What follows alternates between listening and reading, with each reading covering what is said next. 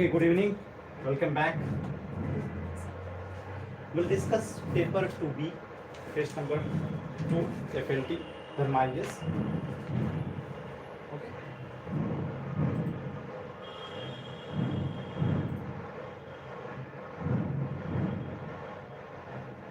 Okay. So briefly, we'll read questions. Question number 1. Indian foreign policy is undergoing a paradigm shift. 1A. Question 1B. Geostrategic and geopolitical importance of Maldives. Question C. In implementing India's Indo-Pacific strategy, voices from northeast and eastern parts of the country must be heard. Question 1B. Examine the role of public diplomacy in India's foreign policy. Question 1E. India and Bhutan enjoy exemplary ties of friendship and cooperation based on trust, goodwill, and mutual understanding of all levels. Okay, so we'll discuss one by one these questions.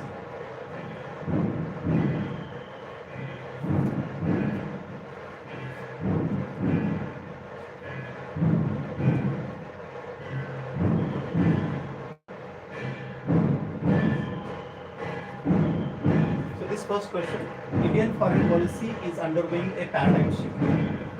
Okay, again, introduction. You can start with Indian foreign policy or foreign policy of country. Foreign policy. Strategies countries adopt, utilize to promote national interest. And in the recent past, according to there has been of course change as well as continuity. Certainly there has been change. So word paradigm is very important in this particular question. What is paradigm? Very concrete change. Not symbolic change. Paradigm, structural change. Of course there are certain foreign policy initiatives taken by Modi from 2014 that can be considered as a paradigm change in the Indian foreign policy. For example, of course, high engagement with USA, concrete terms like in defense sector, etc. Okay.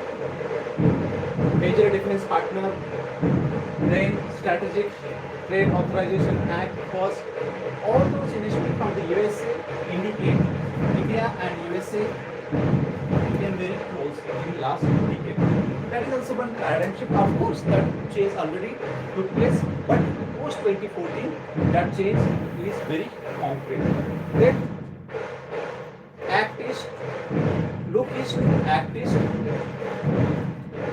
look east, act east policy. That is also somewhat paradigm shift, and in that Indo-Pacific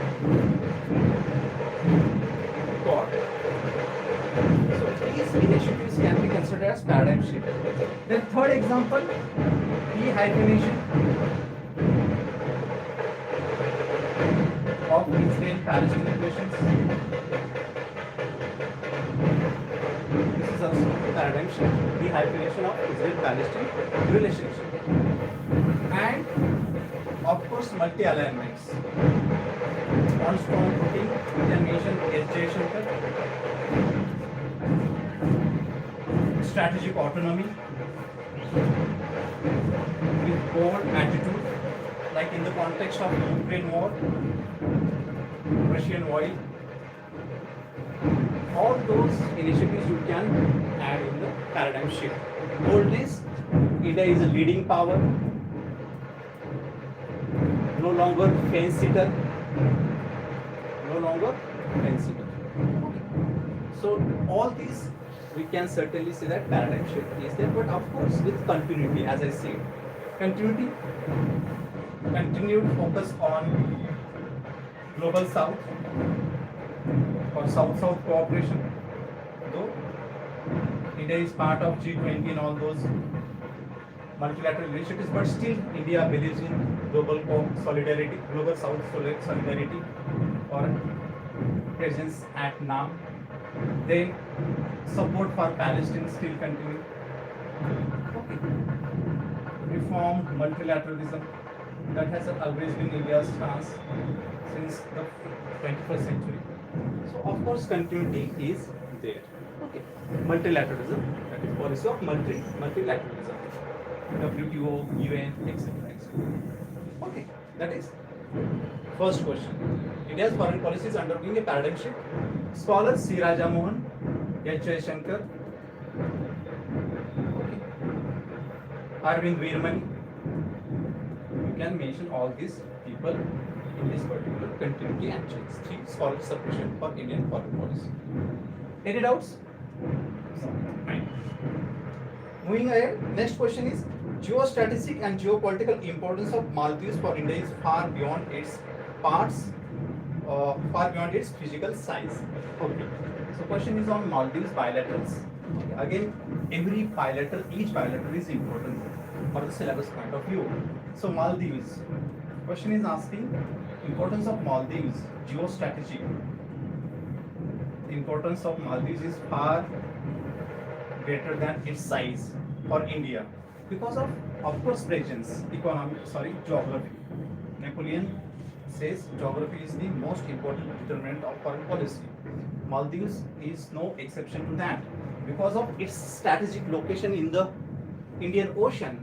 Maldives acquired very important position in the Indian foreign policy calculation, and that's why Prime Minister Modi visited recently Maldives, and there has been discussions on free trade and all that.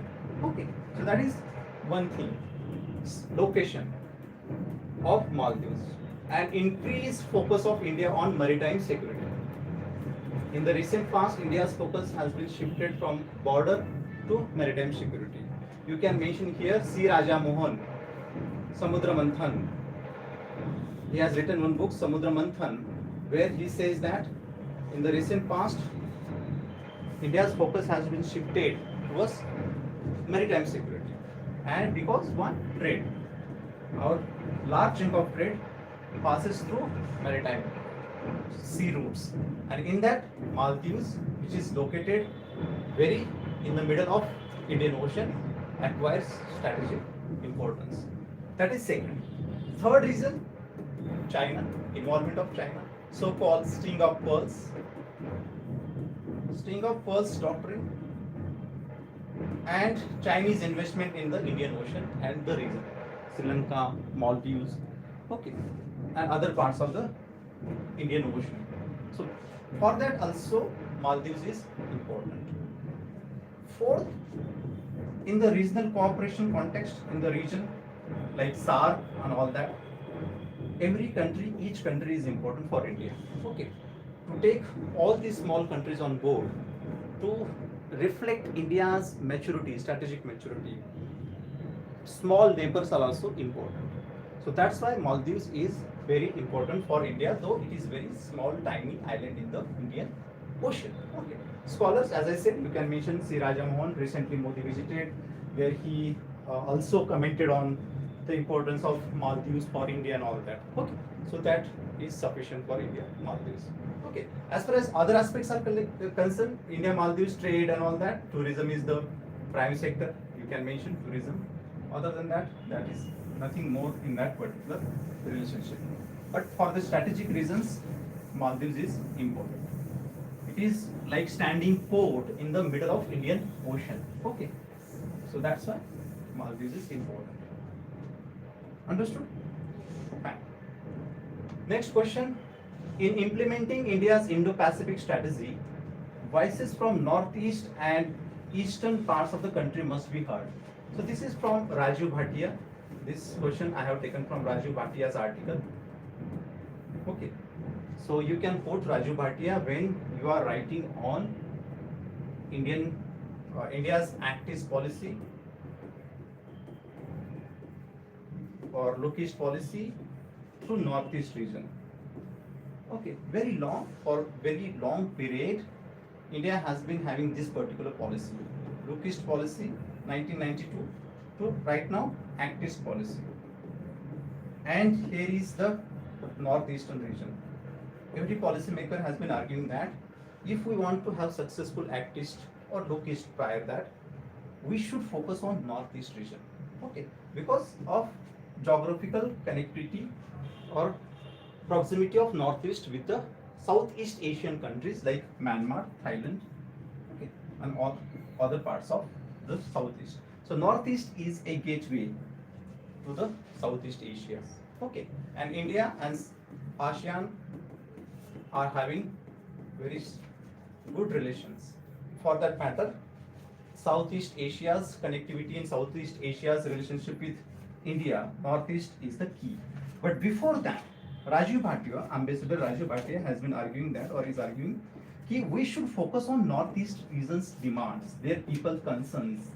That is also very important. Otherwise, there will be implications, negatives also. Of course, positives are there. That's why we are focusing on Act East.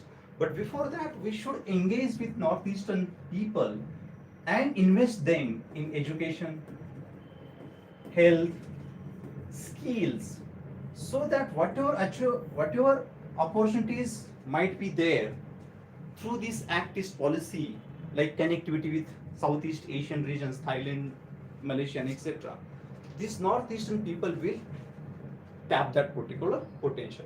So he is arguing that we should focus on health, education, skill, infrastructure of Northeast region.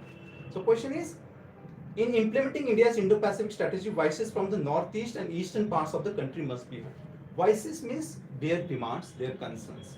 So local people are arguing that the government of India must invest in the region, in infrastructure, health, education, in other sectors, so that if there is a connectivity, strong connectivity in the region, so that there will not be any issues vis-a-vis stability or any other concern. Okay, that is first.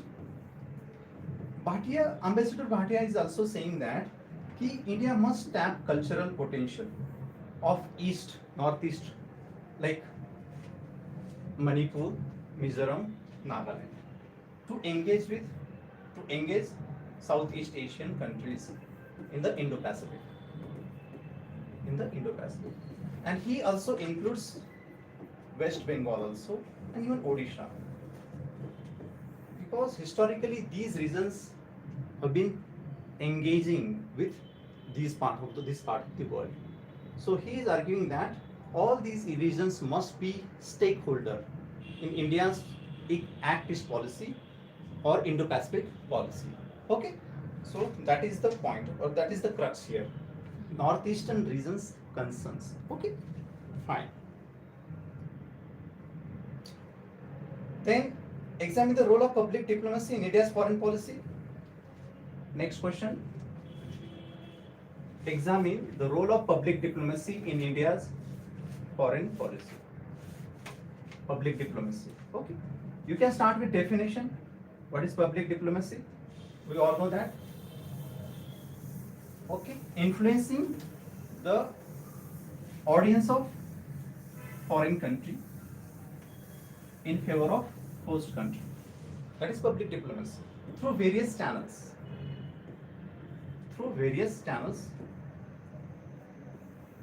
Like with intellectuals, university, seminars, delegations, culture, track to diplomacy, etc. That is public. Engage with the audience. Okay, foreign audience. That is public diplomacy. So India has been using this public diplomacy to promote its national interests time and again. Okay, best example, USA, India USA nuclear deal 2005-2008. During that time, India engaged US public in favor of its nuclear policies. India was having nuclear sanctions post-Pokhran second. After that, Indian diaspora played important role in favor of India's nuclear deal at that time. At that time also, Indian government used public diplomacy smartly, and we were having this nuclear deal. Then, in the recent past, post-Operation Sindoor, Indian government sent one delegation, parliamentarians, across the globe, okay, to convince foreign audience that Pakistan has been promoting state-sponsored terrorism. Okay, and reports are there, like Shashi Tharoor and these people are saying that they are successful in that, convincing the foreign audience that India is a victim of state-sponsored terrorism from cross-border, that is Pakistan. So these are the positive points. Critical issues you can write scholars. Shashi Tharoor once again. Second, Ambassador Nirupama Rao. According to them, India needs to invest heavily in the public diplomacy to promote its soft power, culture, think tanks. As compared to China, we are nowhere near to soft power and etc. in the context of public diplomacy. So, concluding remarks you can give Ambassador Nirupama Rao and Shashi Tharoor also. Both of them have written one good articles in the newspaper. Those already I have shared on the group. Okay, fine.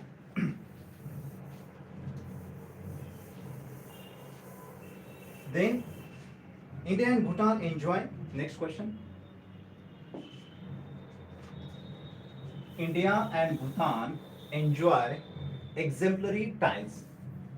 Underline the word exemplary ties of friendship and cooperation based on trust, goodwill, and mutual understanding at all levels. Okay, all levels, people to people, cultural, strategic, political, etc., all levels across the domains.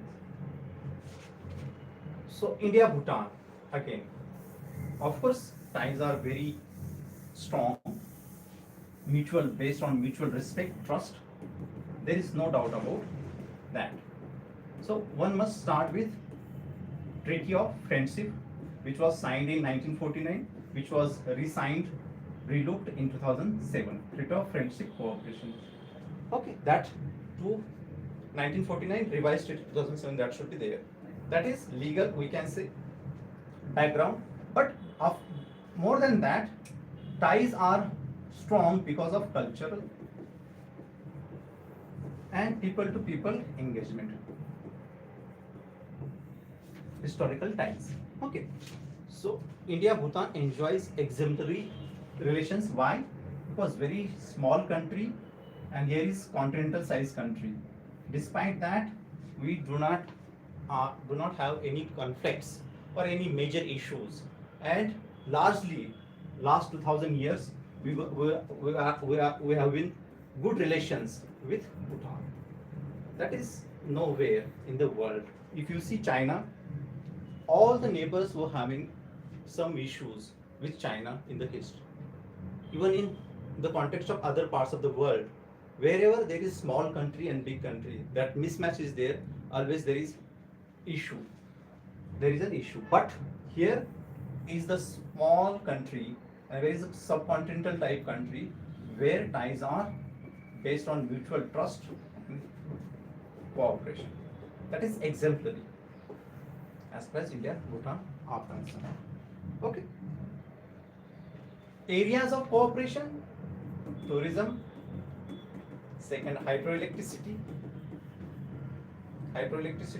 third culture,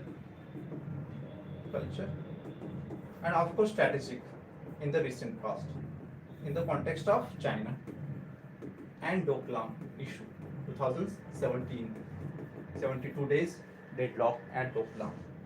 Because we are having treaty with Bhutan, we get engaged in Bhutan-China rivalry because of territorial issues. China and Bhutan are having some issues in northeastern part and northwestern parts. Okay, so there has been in the reports that China and Bhutan are having deal as far as lands or the border swap agreement is concerned, but that is not right now fructified. But certainly India is concerned about Siliguri corridor and chicken neck. So for that also Bhutan is also important for India's strategic calculation. And Bhutan has time and again proved that Bhutan, India knows each other's concerns, both know each other's concerns, sensitive issues. Even India also understands that Bhutan and China, they are having some negotiations and they might proceed with deal. And C. Rajamohan argues that, you can quote C. Rajamohan, in the recent past there has been very aggressive attitude from Bhutanians to have good relations with China, and they want to come out of that landlocked situation in the context of India. But of course, at higher levels, at summit level, we are having good understanding. There is no doubt about that. You can quote Prime Minister Modi in the conclusion. Okay, Bhutan for Bharat, Bharat for Bhutan. Okay, fine.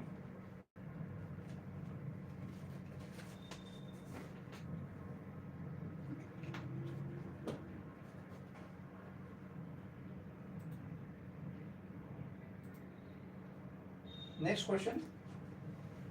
Non-alignment was a concept of relevance in a specific era and a particular context. So this is from S. Jaishankar.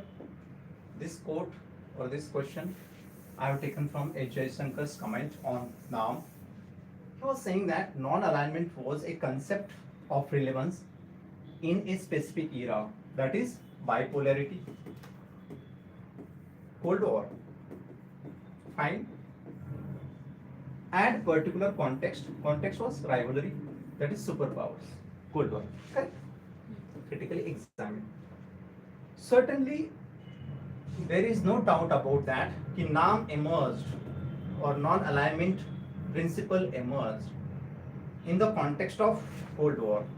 So this question is in the context of India only. Okay, fine. Non-alignment as a policy. So we know that there is a difference between non-alignment as a policy and non-alignment movement. Correct? So non-alignment as a policy was relevant in the context of time according to H. Jaishankar. There is no doubt about that. NAM emerged or non-alignment emerged, that policy emerged during the time of Cold War. We all know that. And some people argued that post Cold War there is no relevance of non-alignment. And even before that also, we all know that in 1971, India was having treaty with USSR. So even that time also people were criticizing India's non-alignment. And post Cold War, critics declared death of non-alignment policy for India. Nonetheless, there are people who still believe that non-alignment is relevant even in the 21st century with different terms and terminology. Correct? So, in the support of non-alignment as a policy relevant for India, you can add M.K. Narayanan, okay, former security advisor. He still believes that non-alignment is very much relevant. P.S. Raghavan, ambassador, he still believes that there is no alternative to non-alignment. India has not found any fine-tuned or strategic tool as an alternative to non-alignment. Ambassador Raghavan, P.S. Raghavan. Even S. Jaishankar later on at 19th NAM summit argued that NAM is here to stay, and that is non-alignment is still relevant, though in different way. So in the recent past, India has been following various principles like multi-alignment or strategic autonomy, which is again feature of non-alignment. Just there is a change in name. There was one document published in 2012 named Non-Alignment 2.0. That document also focused on this concept, strategic autonomy, which was feature of non-alignment policy during Cold War. So one cannot declare demise, death of non-alignment. It is very much there in different shape, different avatar. That is multi-alignment, strategic autonomy, etc., etc. So fine. Any doubts here? Yes. So scholars here, you can, as I said, 3 to 4 people you can quote to justify your arguments. Next question. India's bilateral relations with Israel have acquired a new chemistry and are at an all-time high, but Iran is a partner that cannot be dispensed with either. Discuss. This is again very probable question. India's bilateral relations with Israel have acquired a new chemistry, especially post 1992. We all know that, and are at an all-time high. That is also correct. Dehyphenation took place. Context, I am giving you the context.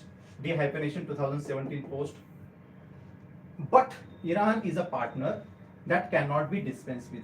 This is from Ambassador Pankaj Charan. You can write down. This statement is of Pankaj Charan.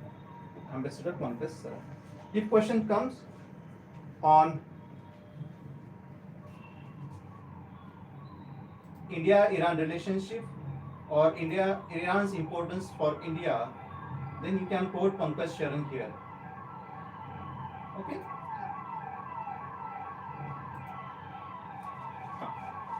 So understand this question. Again, very probable, very important.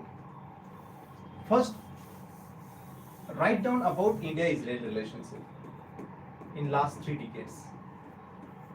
Of course, key is defense strategic ties.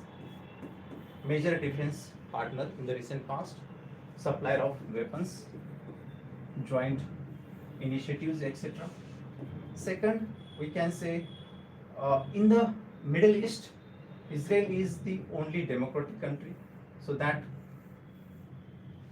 we can say arc from Mediterranean to the Indian Ocean. So these two countries are only democratic country. So that mutual affection is also there, along with of course trade and all that issues. Third, in the recent past, in both the countries, right-wing political parties are in power.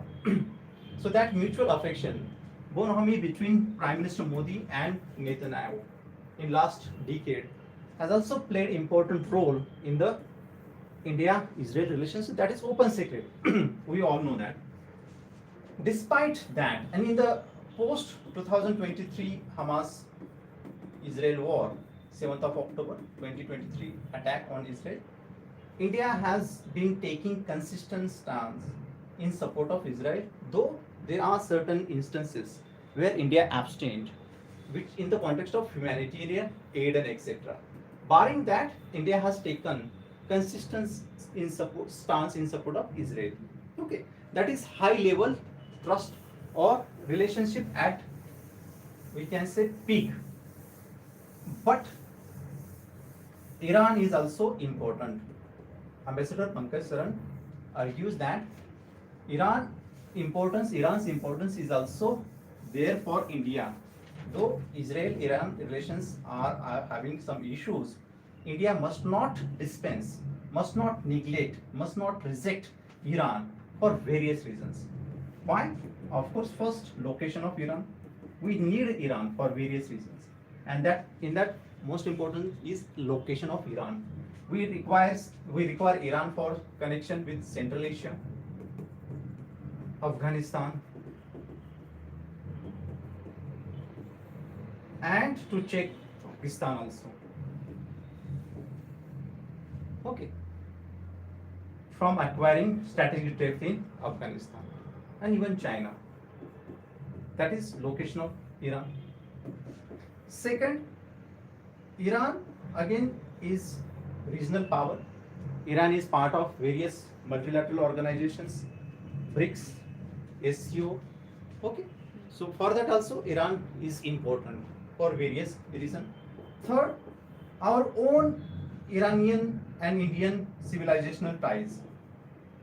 Okay, very old civilizational ties. Indian people, Iranian people. And not far long ago, Iran was the second largest oil supplier for India. So in the need, Iran always helped India in terms of oil and etc. So still Iran holds that particular resources. For these reasons, Iran is important for India, especially in the context of connections, interconnections, and Afghanistan. Afghanistan, which is very, very important for India's strategic issues. If we are having good relations with Iran, we can have access with Afghanistan, where we have invested $4 billion in last 2 decades. And of course, that is not big issue, $4 billion, but for the strategic regions, not to have strategic depth for Pakistan in Afghanistan. For that matter, we require Iran. So here you can mention Pankaj Charan, as I said, ambassador, and scholar Kabir Taneja also. Kabir Taneja. So these two people you can add, others, Jay Shankar and all those people. Okay. Understood? Yes.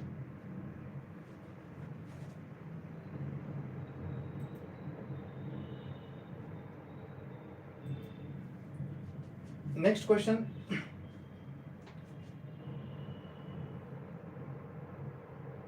The current tense phase of India-Pakistan relations reflects a breakdown of the cold deterrence logic. Okay, understand this question. Cold deterrence logic. The current tense phase of India-Pakistan relations reflect breakdown of old deterrence logic. What was old deterrence logic? There will not be any full-fledged war between two nuclear-powered countries. That was old deterrence logic.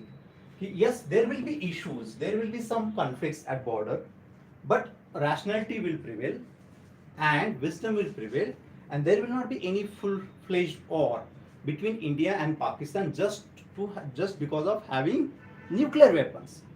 But if we see post Pahalgam, they were having chances, or they were having some predictions that there might be war. And in that context, people were saying that the current tense phase of India-Pakistan relation reflects a breakdown of the old Cold War. And this was in the context of 3 days counter attacks from both the sides. Okay, post Pahalgam. Okay, Operation Sindoor and Pakistan's response to that. So certainly there was very tense phase between the relationship, and direct confrontations were there. But finally, wisdom prevailed and we were having ceasefire. And because we all know that different people played important role in that ceasefire, but the most important reason was nuclear weapons. Okay. India and Pakistan both are having nuclear weapons. Even Donald Trump, President Trump also said that same thing. I intervene, that is President intervene, because it is not in the interest of the globe if there is a direct conflict between nuclear powered states. So that is the logic of having nuclear weapons in the region. So it is not true to say that deterrence has failed in the India-Pakistan relationship. Because of having nuclears, just because we are having nuclears, both the countries are having nuclears, the direct conflict or direct war was not there. Okay, so here you can establish deterrence policy or deterrence doctrine in the subcontinent, in the region. Then in the analysis you can give n number of scholars like deterrence works or not. Kenneth Walls, Chinmaya Gare Khan, you can quote Chinmaya Gare Khan. Okay, he is saying that because of having non-state actors, deterrence will not work in South Asia, and he gives example of India and Pakistan. Often they are having some issues at border. Okay, but finally deterrence prevailed in the region post Pahalgam or Operation Sindoor. Understood? Okay. So there, Vishaka, you have added compellence. Okay. So these two again, I missed that even last time. So deterrence and compellence, these two things are different. Okay. So these are very distinct terms. Please, deterrence is maintaining status quo, and compellence is to change status quo. Okay. So compellence means to influence other actors policies in the interest of the state, to change the course of action. That is compellence. Okay. Schelling's concept. Correct? So what is right now Donald Trump is doing? That is the compellence. Putting pressure on India, putting pressure on Ukraine to change their policies. Deterrence means not to change the policies, maintain status quo, don't attack. Okay. That is compellence and deterrence. Fine? So it is better to not to mention that. Directly. Or deterrence is based on compellence. It is technically wrong. Both are having their own significance. Both are different or distinct, we can say. Fine? But that question was not directly on deterrence, so that's why it was not major issue. But you can mention deterrence is based on psychological effect. Not to convincing the adversary, do not take any irrational action, otherwise cost will be high. That is deterrence. Fine. Then here, of course, you can mention that deterrence by denial and deterrence by punishment or retaliation. In this particular question, the current tense phase of India-Pakistan relations reflects a breakdown of the old deterrence logic. So here you can bring those ideas. First, deterrence by denial and deterrence by punishment. Okay. So deterrence by punishment prevailed. Fine. Next question.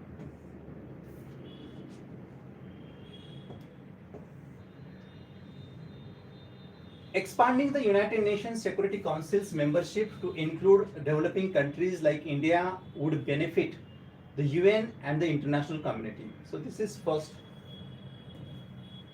argument. Expanding the UN Security Council's membership to include developing countries like India would benefit the UN and international community. We have to substantiate it first. In this context, discuss major obstacles to India joining UN Security Council as a permanent member with veto power. Okay, first explain, if developing countries like India join United Nations Security Council, how the global community going to benefit? Okay, so you can start with UNSC or UN 1940s. Okay, World War, post-World War era construction, or legal, we can say liberals institutionalist approach established United Nations post-World War II. But you can start, right now United Nations reflects, or it does not reflect the reality of the 21st century. That's why it has been going through democratic deficit and legitimacy. Why? Because still United Nations is controlled by the World War II victors, especially Western world, of course. So United Nations facing legitimacy right now. Legitimation crisis, and in that context new powers have emerged which are having stakes in the globe, in the different areas like economy and etc. In that, India, Germany, Japan, Brazil and many other countries. So not only just G4, but there are many countries, even Africa and all those whole Africa continent, major economies in Africa and all those people. So United Nations still reflect the World War II time zone or era. United Nations does not having 21st century's reflection, and that's why we require reforms at the United Nations as early as possible. If that is going to happen, then developing countries like India should be at that particular place, and it will going to help or benefit the globe in the change circumstances. Why? Because right now these are declining powers. Though technically we can say United States also, but UK, France, and Russia still is power, but Russia is having different issues at its border. So major powers at United Nations or United Nations Security Council for that matter, they are having some issues. United States, of course, superpower hegemony is there still intact, but US is having issues with other countries, especially China. The reason is China. So US is also engaged, and these two countries, UK and France, they are losing their significance. Even that's why Kishore Mehbubani, if you remember last year, he argued that UK should give its place at UNSC to India. UK voluntarily should vacate its place at UNSC because UK does not have any significant role to play in the global economy or global strategic landscape, according to Kishore Mehbubani. So he is saying that UK should vacate its seat and give it to India because it has no strong stake in the global architecture. If country like India gets seats, India has right now strategic interest, economic interest across the regions, Indo-Pacific, even Latin America, Africa. If countries are engaged, if they are highly engaged in the globe or security arrangement or economic arrangement, their stakes are high. So naturally they will promote stability and there will be active engagement of these countries in the world affairs. So it is in the interest of the world to accommodate these new powers. Okay, so that is the importance of first statement. We have to establish why these countries should be there first. If these countries are not living, at least accommodate these new countries like India, Germany, Japan, etc. in economic sense. Then you can mention about India's track records in even peacekeeping forces. India is largest democracy, then economy third largest economy, PPP terms, fourth or fifth largest economy in actual sense. Okay, fine. That is first statement. Second part of this question is, in this context, discuss major obstacles to India joining UN Security Council as a permanent member with veto power. So, after establishing India's candidature at UNSC, legitimacy at India's legitimacy or legitimate claim at UNSC, then you have to discuss obstacles. Of course, first obstacle is UN Charter. Very tough to amend that. Nature of UNSC, P2 versus P3, and in that also we all know that all P5 they support reforms and etc. on, we can say, public domain, but no one is interested in that. We all know that. Even though almost all, at least 4 P5 out of P5, 4 P5 members have openly supported India's candidature. But it is open secret, no one is interested in the reforms. No one is willing to accommodate new members at that, we can say, high seat. Second is UNSC nature. Third, different claims from different regions. You can mention G4 versus Coffee Club. Coffee Club. Fourth, India's regional challenges. Regional challenges. Still, India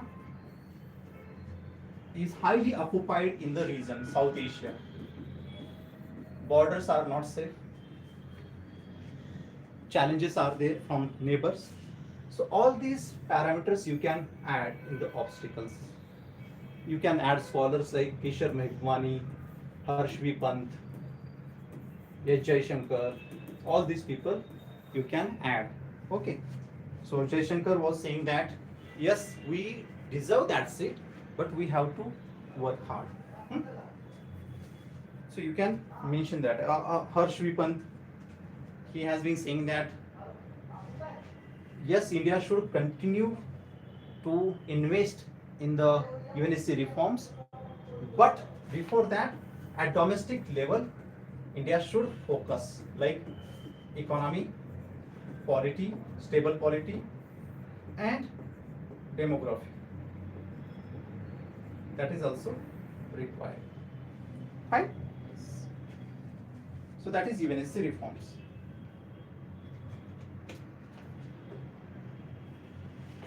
Clear? Yes. Next question. Trade multilateralism, the principle that the WTO represents, is the best bet for developing countries like India. Trade multilateralism, the principle that the WTO represents, is the best bet for developing countries like India.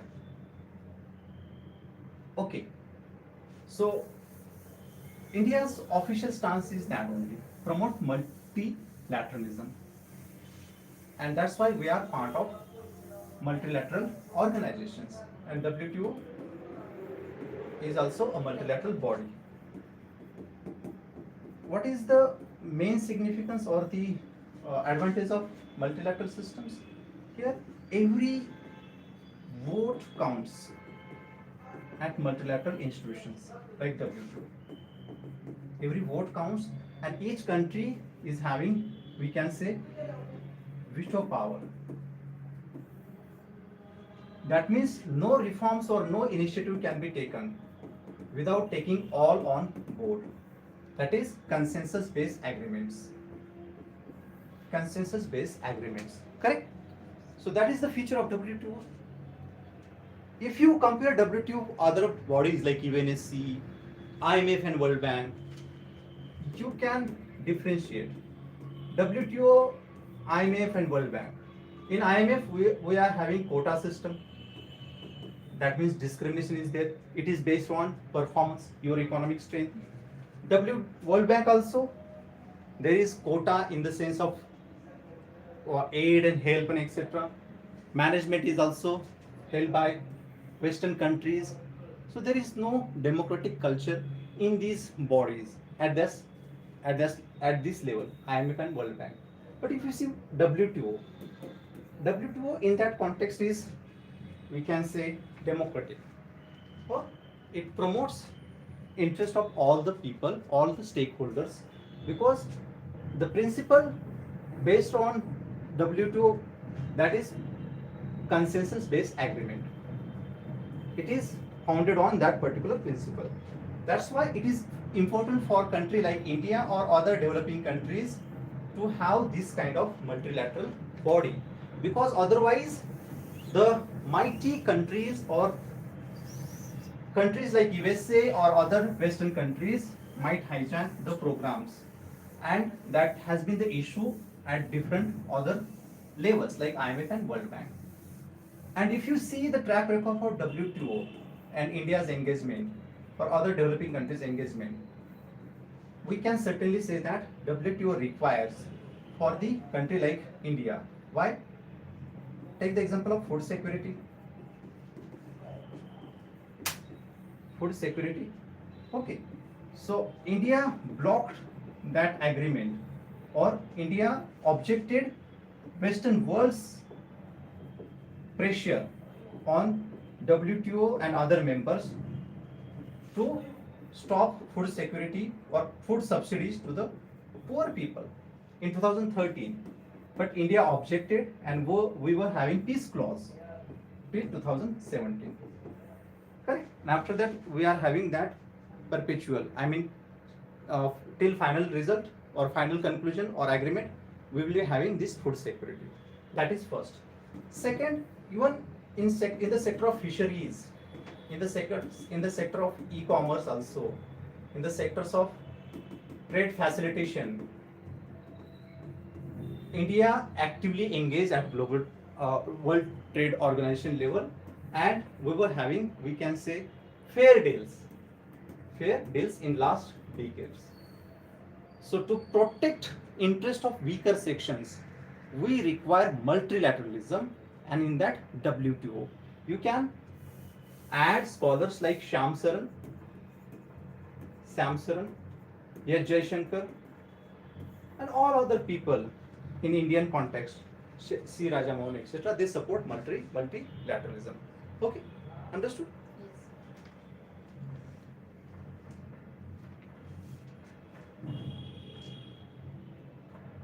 Trade multilateralism, the principle that WTO represents is the best bet for developing countries like India. Comment. Now, in the concluding paragraphs, you have to give some challenges also to this multilateralism. Okay, because question is comment.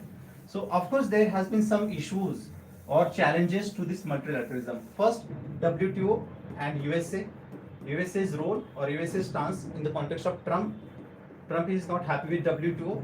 Okay, developing country status and etc. So that's why he is saying that WTO benefited developing countries like India and China, so it should be reformed. Especially dispute settlement mechanism, it is paralyzed, dysfunctional. That is challenge first.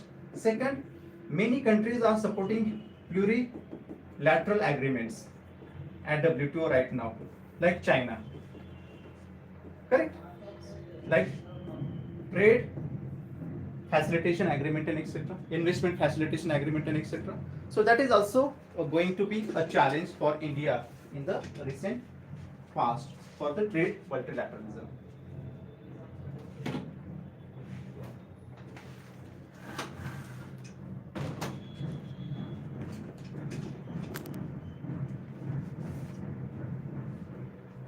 Okay, fine. So in the comment you can mention that yes, India and other developing countries must protect that multilateralism at any cost. Okay. You can quote Ambassador Bhaswati Mukherjee and etc. Bhaswati Mukherjee, Ambassador Bhaswati Mukherjee. She is saying that multilateralism is the key, or India should support multilateralism or protect WTO and etc. Right? Okay. Next, identify the key sectors of cooperation between India and Japan since 2014. Examine their significance in strengthening the bilateral ties between the two countries, India and Japan, since 2014. 2014. India-Japan relations, you can quote Ambassador Kanwal Sibal, cherry blossom phase and etc. or Dr. Manmohan Singh, transformative relationship of the 21st century. Okay. He described India-Japan relationship as transformative global relationship. Kanwal Sibal, cherry blossom phase and etc. Since 2014, that is Modi era, Prime Minister Modi era, areas of cooperation. You can mention, of course, trade, investment, people-to-people contact increased, and global partnerships like Asia-Africa Growth Corridor, though not concrete happened, but it was there. Then in that Quad, strategic relationship Quad. Okay. Trade increase, we can say $25 billion, 25 billion around. Investment, of course, that is the major chunk, major primary issue between India and Japan. $90 billion investment in infrastructure and etc. So you can identify these kind of sectors, key sectors. Nuclear energy also, or nuclear cooperation. Okay, nuclear cooperation is also major sector which played important role in the relationship. Okay. And examine their significance. You can first identify major areas of cooperation or key sectors of cooperation, and then examine at least 3 to 4 you should examine in the significance topic.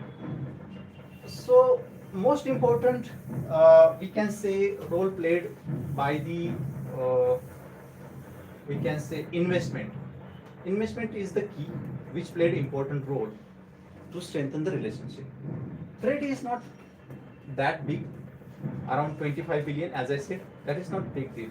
Okay, India Bangladesh is having $20 billion US dollar trade around. So India Japan trade, that is not a prominent, but investment, that is significant role. In the recent past, there was one article from Japanese ambassador in the Indian Express. You can Google. She was saying that the people to people contact in the recent past has increased. That also played an important role in the strengthening relationship between India and Japan. Third, global issues or concerns like Indo-Pacific and rise of China. And in that Quad, engagement at the level of Quad. So that played very prominent role in the relationship. So you can add. So in the conclusion, you can mention Shinzo Abe, Prime Minister Abe, who also played very significant role in the shaping relationship.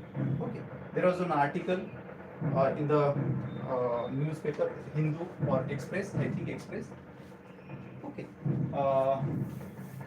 C. Raja Mohan and all those people after the assassination of Shinzo Abe all played very rich tribute to Abe by giving credit to India, Japan's strengthened relationship in the last decade. Okay, fine. Next question. The failure of SAARC to nurture cooperation in South Asia has pushed regional players to reach for an alternative. Next question. The failure of SAARC to nurture cooperation in South Asia has pushed regional players to search for an alternative. Now, this is very open-ended question. Here question is asking the failure of SAARC to nurture cooperation in South Asia has pushed regional players, not necessarily only India. Okay, here you have to bring other players also in the answer. So if question is like this, the failure of SAARC to nurture cooperation in South Asia has pushed India to search for an alternative. So in that context, you can specifically write about Indian initiatives. But here regional players. So it is open-ended. So first establish failure of SAARC. Why SAARC failed? We all know that. Okay, trust deficit.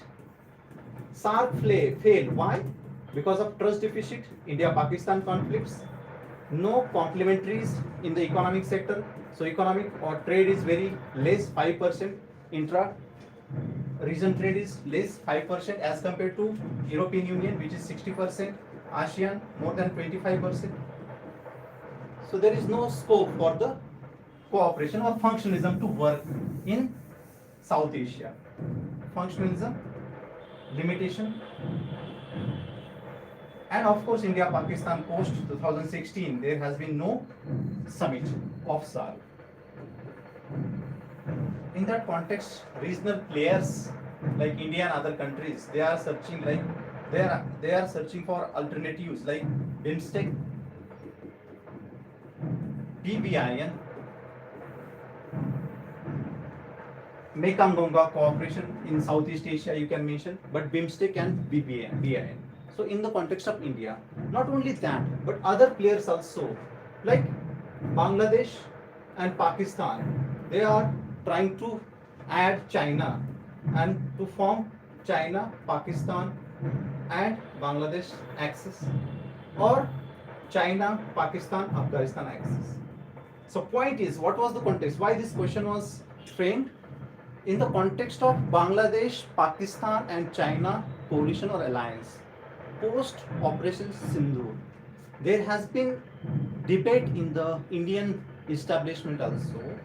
We have to revive the SAARC. SAARC is necessity, though it is dysfunctional. Even Jaishankar has also said it is dysfunctional, it is not dead. Okay, so SAARC is reality or SAARC is necessity, no matter what your relations with Pakistan.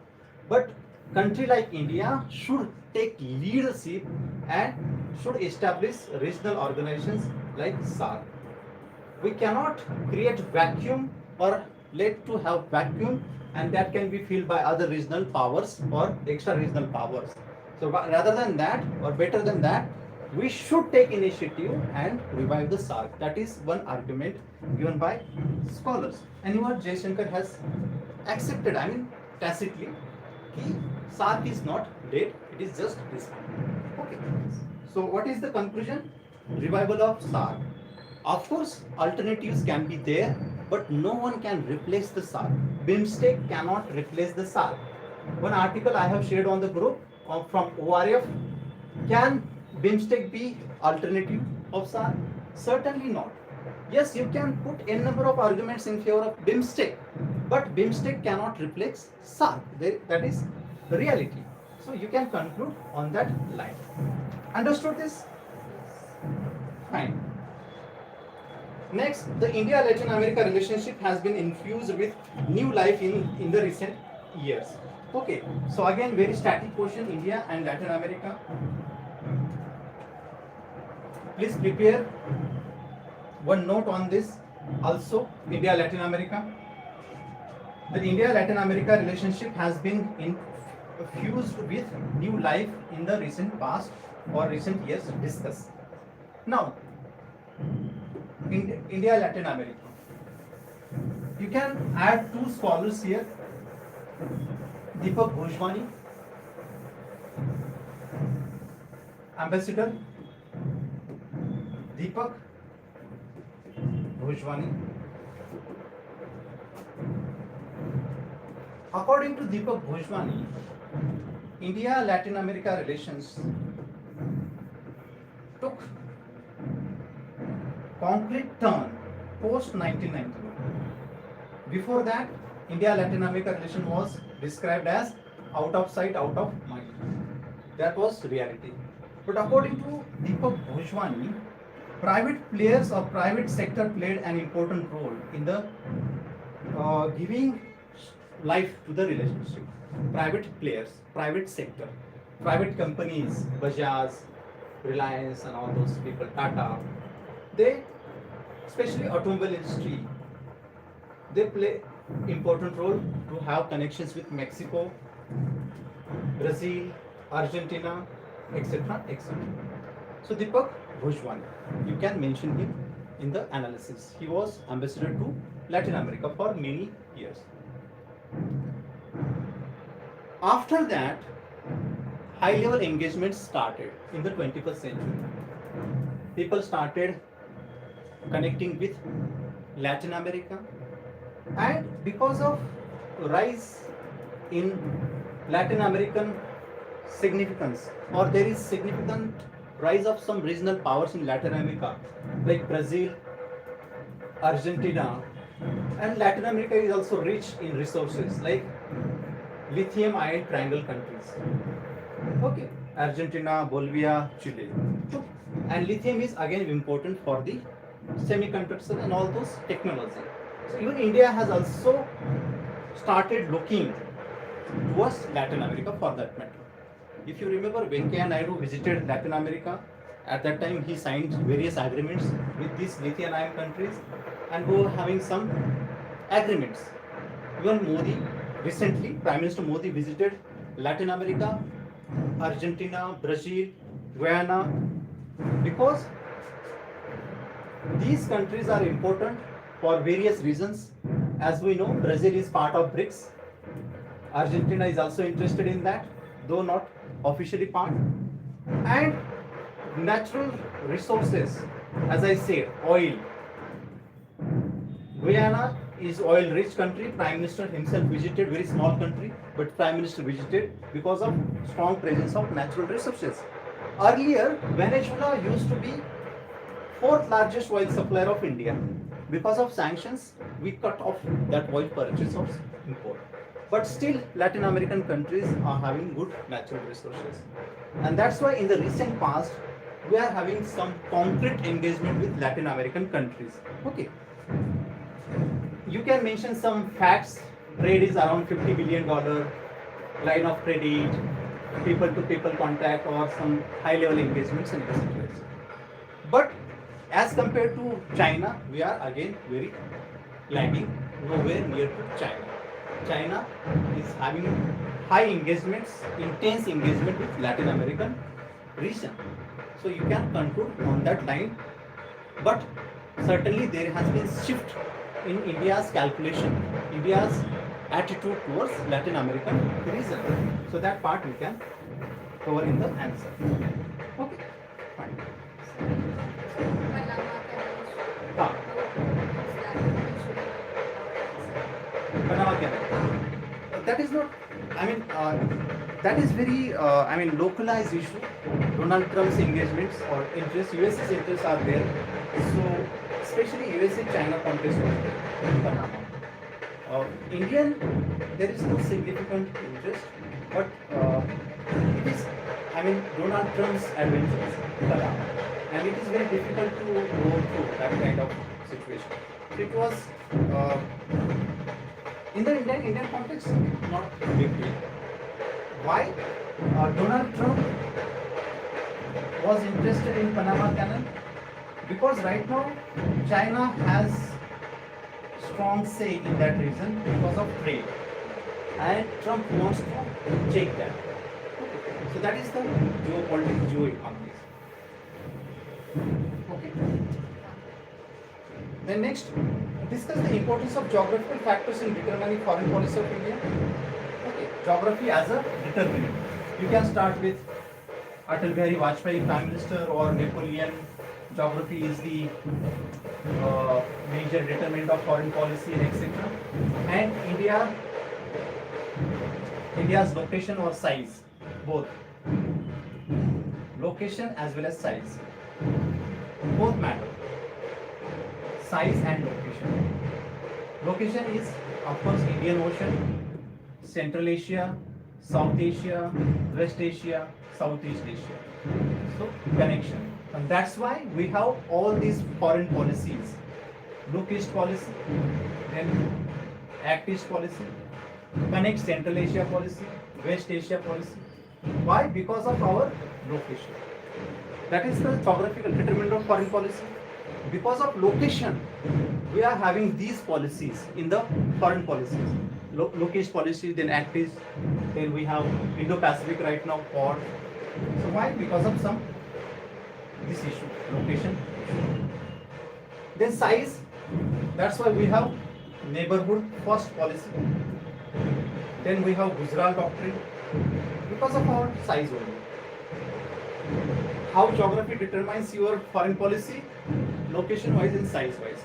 Because there are certain issues or there were concerns in the minds of small regional actors like Bangladesh and etc.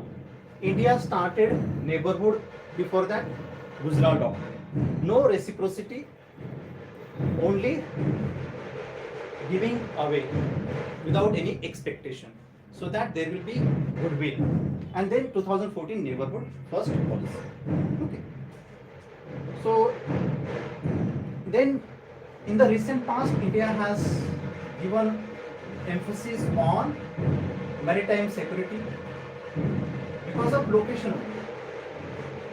Because of location only, because we have subcontinent size and Indian Ocean, and most of the trade passes through this Indian Ocean.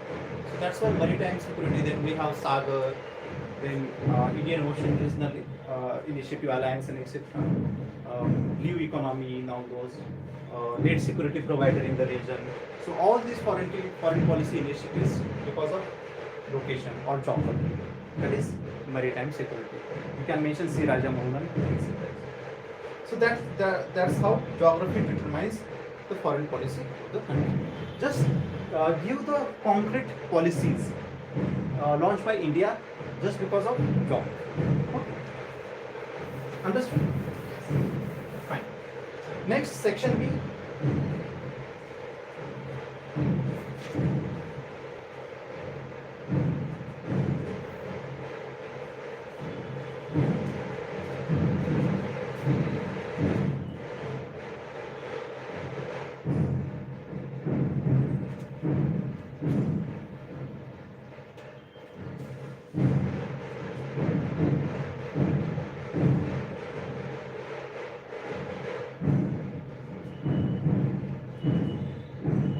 Okay. Question number 5. looking back, one of the most consequential decisions by India was to not sign the Non-Proliferation Treaty, Nuclear Non-Proliferation Treaty (NPT). Comment. This is from D.V. Venkatesh Verma. This statement I have taken from Ambassador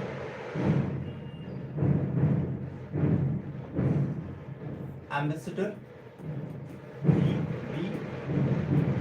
Venkatesh Verma. He has written one article. From that I have taken this question. Looking back, what was the context? In the context of Ukraine war, in the context of Iran-Israel war.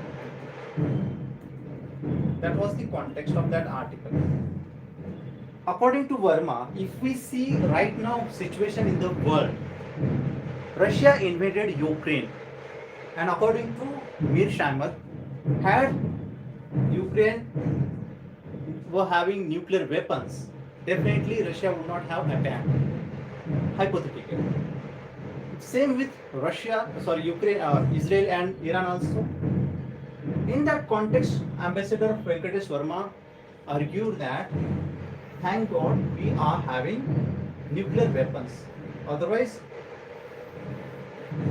security of India might be compromised. And that's why he says he not signing or looking back, one of the most consequential decisions by India was to not sign the Non-Proliferation Treaty. That means we refused to sign NPT and we conducted nuclear test and then nuclear weapons, and we are nuclear powered country officially declared. And we have nuclear deterrence at least. That is the implicit meaning of his statement. So we can protect ourselves irrespective of nuclear umbrella or not. So that was his argument. Yes, of course we can support on this logic also, but our stand on NPT philosophical or ideological. So on the ideological basis you support that NPT, not signing of NPT. Essentially NPT is discriminatory nature. That's why we haven't signed that. Argue on that line first. Second, variable disarmament is our stance. NPT has no mention of that. So that's why we haven't signed the NPT. And we have paid price also at that point in your answer. That means after 1974 there were sanctions on India, and post 1998 also there were sanctions. And that's why our nuclear program was in deadlock. Okay, so we paid price of that also.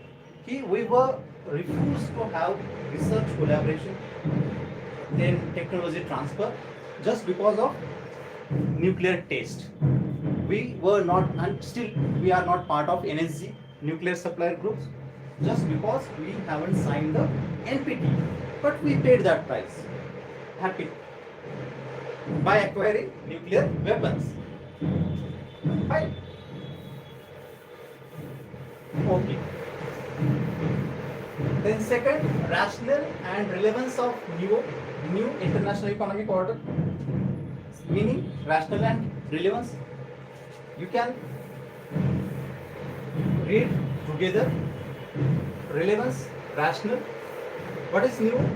It was launched in 1970s from the platform non-alignment movement by the third world countries. By the third world countries, that is post-colonial countries.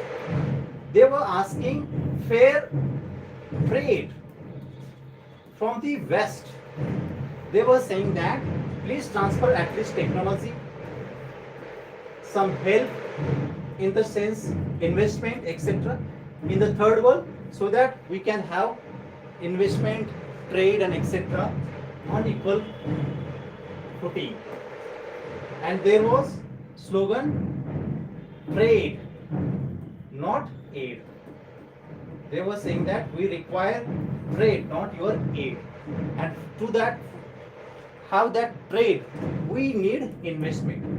We need equal treatment for our natural resources vis-a-vis your finished product, final products. So that was new. That is one aspect, economic aspect. Then it started arguing for the reforms in the IMF, World Bank, and having greater say for the developing countries. That was also their demand. Humanitarian angle, justice based, just and all that in international politics. But nothing concrete happened through NEO, and people started criticizing NEO, especially in the context of decline or declining NAM as a platform. NAM has itself lost its relevance or shine. So people are saying that NEO has also lost its significance. But if we see the demands of NEO, though NEO as a block or as a, we can say, entity is not strong, but their arguments and demands are still hold the ground. What are that? They are asking for justice in the international politics for the third world, and that is the prime issue at United Nations framework on climate change, conference on climate change, UNFCCC. That is also major issue at WTO. That is also major issue at other United Nations body. So if we see the NEO's demand and if we see issues at global level, still hunger, climate issue, all issues are there, and because of that, relevance of NEO is also there. And what is lagging? What is lacking? But will from the global south as well as global north. Even global south has lost that vigor. India and etc. All these people, they are not at supportive of NEO. They used to be earlier in 1970s. But if you see Cornwall consensus and etc., even G7 has accepted we need to rebuild the global south, and that shows the relevance of NEO. Cornwall consensus, G7 summit. Correct? That shows the relevance of NEO. You can add that point. Okay? Fine. Next question. Discuss the ways and means to realize greater economic cooperation among the member states of South Asia. Okay. So first establish what is South Asia, क्या है South Asia. Then establish कि क्या उसमें issues है. Why there is no cooperation compared with European Union and ASEAN. Okay. In the introduction itself, you can mention that as compared to other regions like Europe and Southeast Asia, there has been no engagement, economic, political, in South Asia because of trust deficit, conflicts, and contradictory policies of the nation states. Okay. Then you can give examples like European Union 60% intra-trade, ASEAN 25% trade, people-to-people contact, security community has established in ASEAN as well as the European Union, nuclear-free zone is there, visa-free travels and etc. But that is not happening in South Asia because of all these reasons. Means and ways, first, at least use functionalism. Okay, piece by pieces approach that requires technocrats, people to people contact, track to diplomacy, etc. etc. Then we can say SARC fund or SARC fund is there, SARC development fund. You can use that fund also to promote or to help poor people or to elevate poverty, hunger in the region. SARC development fund. I think around 1.5 billion SARC fund is there, SARC development fund. You can utilize that and to have some goodwill in the region. Then fourth, you can give example of leadership, Indian leadership. As I said, many security establishment or strategic minds, they are saying that India should take lead. Doctrines like Gujarat doctrine, neighborhood first, should be utilized properly on ground in letter and spirit rather than rhetorics. Correct. So that is the only. Without India, nothing going to happen in South Asia. So India should take lead, no matter what Pakistan is doing. Pakistan is going to that only. Okay, but we must not stop the engagement in South Asia because that is our backyard.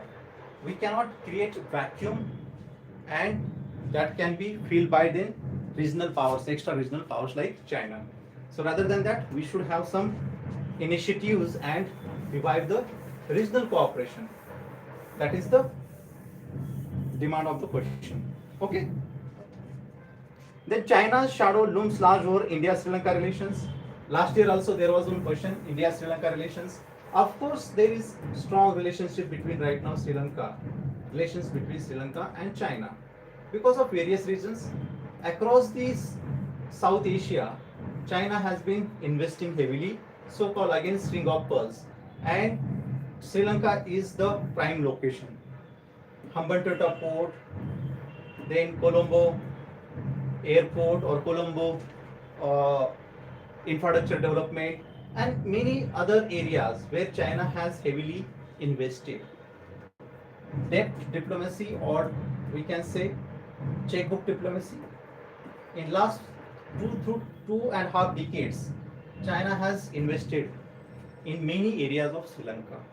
And because of Sri Lankan need, Sri Lankan foreign policy was also driven with that particular attitude to have investment of China. Mahinda Rajapaksa's time that has been going on. And Sri Lankan politics, domestic politics has also played the important role. That is India card. Sri Lankan politicians often use this China card just to check Indian ambitions in Sri Lanka. There were reports Indian people were having interventions in the elections and etc. in Sri Lanka. And these people, Sri Lankan people, often use this China card just to check that particular ambitions. Because of all this reason, Sri Lanka and China were having very good relations in last 2 decades. But that is not good for India. And that has been major concern for Indian foreign policy makers headache last 3 decades or 2 decades technically. How to stop Sri Lankan from Chinese influence. Then in that context we were having some free trade agreement, then Indian humanitarian aid in northern Sri Lanka, Indian Prime Minister's visit to Sri Lanka, presidents and prime ministers visit to India, etc.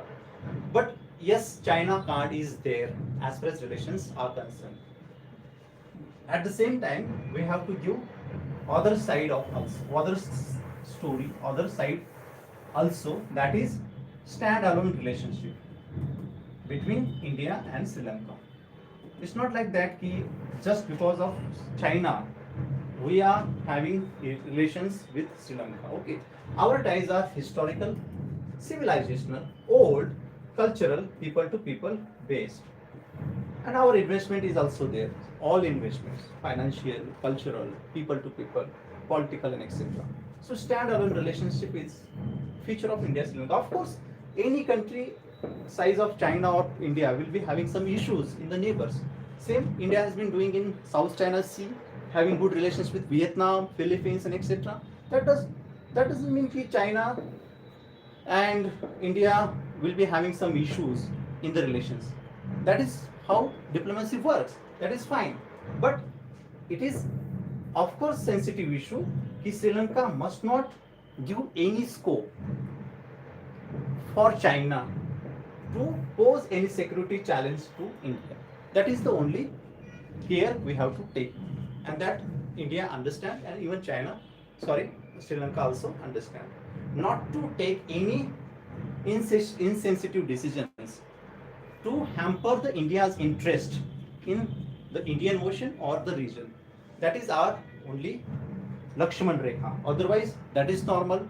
If Chinese are coming with pockets, okay, so that is requirement of Sri Lanka. They are going to have that kind of help from China. That is not an issue. Only issue is China must not be using Sri Lankan territory for the security purpose, and that is India's concern. And if that concern Sri Lanka understands, no issue. That is fine. Okay, you can conclude with recent visit of President Dinanaike to India for his first official visit to India after election. Okay, so on that line you can mention. Even Jaishankar has once said that ki blood is thicker than water. Okay, so blood means our blood relations with Sri Lankans. Then water, that is Chinese. You can conclude with that. Fine. The next question: how does the Parliament determine and influence the making of India's foreign policy? Okay, institutions shaping foreign policy. Parliament. Technically, Parliament has no role to play in foreign policy. We all know that. Okay, only Prime Minister. During the time of Nehru, Nehru was the Prime Minister as well as Foreign Minister. So technically, he took all the decisions, Naam and all that. Then Indira Gandhi. So Indira Gandhi also was very, strong leader. She took major foreign policy decisions, signing USSR deal on August 20th August of 1971, etc. All those kind of policies was her decisions. During time of Rajiv Gandhi also, he visited China in 1988. That was also his decision. Narasimha Rao also signed treaty with Israel and etc. Point is, historically, foreign policy has been the area of Prime Minister, maximum PMO, and then comes MEA. Okay, and then come foreign officers. Okay, so main role is Prime Ministers, PMO, MEA, and other stakeholders. Parliament has symbolic role to play, honestly, in the foreign policy of India. But as question is on Parliament, we have to give some details also. Yes, Parliament shapes or at least influence the foreign policy of the country. Some structural or the technical points you can write. If Government of India signs any treaty, it has to be ratified by the Parliament. So here comes the role of Parliament in the foreign policy. Or any land border agreement like Bangladesh. So we were having 100th Constitution Amendment Act during Sushma Swaraj's time. So that is Parliament's role. Parliamentarians, through their speeches, through their knowledge, can influence the foreign policy. I remember when Manmohan Singh visited a NAM summit in Iran. At that time, Sushma Swaraj criticized. So that kind of speech, that kind of comments can influence the foreign policy of the country. Or parliamentary reports, like from Parliamentary Standing Committee on Foreign Affairs. For long period, Shashi Tharoor was the head of this particular committee. So this committee also shapes the foreign policy narratives, and in that way it can influence the foreign policy. So you can give some random examples like nuclear deal and etc. 2008 and all that. Other than that, ज़्यादा कुछ नहीं है parliaments में. Fine. So it is always stronghold of Prime Minister or PM. Okay. You can give example of recently on Palestine issue. Many parliamentarians criticized India's stance to support Israel and etc. So in that way you can mention that parliamentarians just influence the foreign policy. It gives some we can say hope, or it gives signals to the stakeholders. Suppose any parliamentarians comments on Palestinians cause, so that means we are influencing Palestinians. So that is the role of parliamentarians. Fine. Next, India and Russia have unique partnership, but it needs to be nurtured. Fine. In the context of recent developments in the relationship. Again, this is also very important question. India and Russia. India and Russia have a unique partnership. First, establish that. What is unique in the relationship? Okay. So you can start with that India-Russia strategic and special and privileged partnership. Okay, every children or every child knows who is the best friend of India and all that. Rather than that, you can just mention strategic and special privileged partnership of India-Russia based on mutual respect, cooperation, and strategic convergences. That is unique in the relationship. And throughout the era, since 1950s, were having good relations with USSR on strategic issues and all that. And that legacy continued even after Putin, 2001, 2001, 2000, 2001. Fine. Then, unique features of the relationship in that first, of course, defense, that is the major issue. For long, Russia has been the major defense supplier, 70% till 60%. Even today also, most of the hardwares come from the Russians. So defense, for defense purpose, Russia is always going to important. Ashok Sajjanhar, ambassador, you can mention him. No one can replace Russia in terms of defense, no matter what is your relationship with USA, France or Israel. Ashok Sajjanhar. Okay. First, second, Russia always supported UNSC at UNSC, India, Kashmir and all that. For strategic issues also, Russia is important for India at UNSC for Kashmir cause and Kashmir issues and etc. So that is unique, very strong relationship in the context of strategic points. That is unique relationship. Even in defense sectors also, we have collaborations, joint manufacturing and all that, BrahMos and all that. Correct. So that is unique in the relationship. But it needs to be nurtured. Why? What is the context then? Recent shift of India towards the West, especially USA. So because of that, there has been some issues in the relationship. And this shift has taken place from both the sides. Understand that we all know that. India has shifted its focus towards the West, especially USA. Then you can mention Quad, I2U2, and defense cooperations with Israel, France, and USA. And that's why import has come down from Russia in the context of defense. Second, Russia has also shifted its focus from India to China, Pakistan, and other powers. So Russia has also used opportunities and shifted its focus. So, of course, there are some divergences or some issues in the relationship. That is first. India shift towards the west, Russian shifts towards the Pakistanis and Chinese, and that axis in the Middle East, Iran, China, Russia axis. That is first issue. Then USA, India, and Japan, Australia, they are having Quad, and Russia is not happy with the terminology Indo-Pacific. Russians and Chinese still prefer Asia-Pacific. They are not happy with this Indo-Pacific.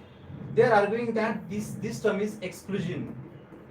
This exclusionist, or it excludes other powers like China and Russia from the Indo-Pacific. So they prefer Asia-Pacific. Third, as I said, there is no scope for the diversification. In India-Russia relationship, only defense is the major key, barring exception, of course, recent past after Ukraine war. But before that, there was no major scope for the diversification. And right now, oil is important. Around 40% oil comes from Russia because of some that is geostrategic issue, that is Ukraine war. But it is very, we can say, brief phase. Brief phase. It might pass soon, and after that there will not be any, strong import from Russia. If Russia continues to give discounted rates, definitely will take. But after completion of war, that will not be the case. In that context, once again we'll shift our focus to Middle East, West Asia, or Latin America.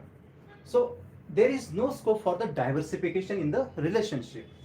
So in that context, people are arguing, like C. Raja Mohan, they are saying that relationships needs to be nurtured. We cannot take them for granted. Russia, India must understand each other's sensitive issues, and they are mature enough to understand that. But we have to write here that, okay, so these countries know better that there are certain issues, but we cannot take them for granted. We have to be sensitive enough towards each other's concerns. That is the point. Okay. So recently Jaishankar visited Moscow. Ajit Doval also visited, I think, in the context of Donald Trump and all that. So again, we can say that Russia is time-tested friend, and no one can replace Russia. So you can bring that idea also in the answer, because mains is right now around the corner, and still that sanctions are there on India, Trump sanctions. So S. Jaishankar visited Russia, Moscow, and they were having some discussions. That shows the significance of Russia in the change circumstances under the under the presidency, Trump presidency. Okay. So scholars you can mention Ashok Sajjanhar, D.B. Venkatesh Verma, H. Jaishankar, all these people, C. Raja Mohan, you can add in the commentaries. Modi, Prime Minister Modi. Next, India's approach towards Africa has been guided by a deep-rooted commitment to build mutually beneficial partnership. Kampala Agreement and all that, or principles you can mention. Prime Minister's visit to Uganda in 2018, he gave that 10 principles based on which India-Africa relations are there, we can say. India's approach towards Africa has been guided by deep-rooted commitment to build mutually beneficial partnership. So in the context of China, India's approach is different. China's approach towards Africa or any other regions is exploitative. Okay. Not taking into consideration local issues, only transactional.